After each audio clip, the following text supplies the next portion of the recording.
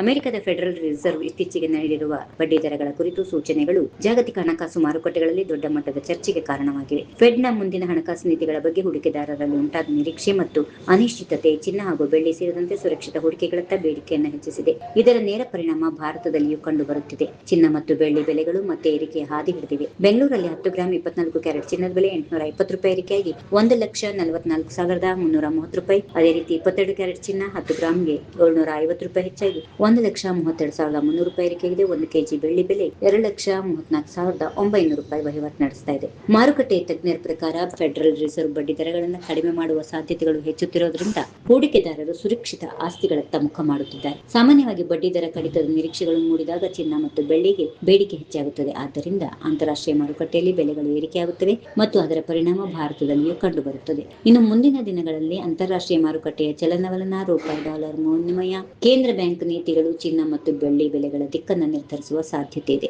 ಚಿನ್ನ ಮತ್ತು ಬೆಳ್ಳಿ ದರಗಳು ಭಾರತದಲ್ಲಿ ರಾಜ್ಯದಿಂದ ರಾಜ್ಯಕ್ಕೆ, ನಗರದಿಂದ ನಗರಕ್ಕೆ ಸ್ವಲ್ಪ ಮಟ್ಟಿಗೆ ವ್ಯತ್ಯಾಸವನ್ನು ಹೊಂದಿರುತ್ತವೆ. ಇದಕ್ಕೆ ಸ್ಥಳೀಯ ತೆರಿಗೆಗಳು, ಸಾಗಣೆ ವೆಚ್ಚಗಳು, ಜಿಎಸ್ಟಿ ಪ್ರಮಾಣ ಹಾಗೂ ಆಯಾ ಪ್ರದೇಶದ ಮಾರುಕಟ್ಟೆ ಬೇಡಿಕೆಯಂತಹ ಅನೇಕ ಅಂಶಗಳು ಕಾರಣವಾಗುತ್ತವೆ.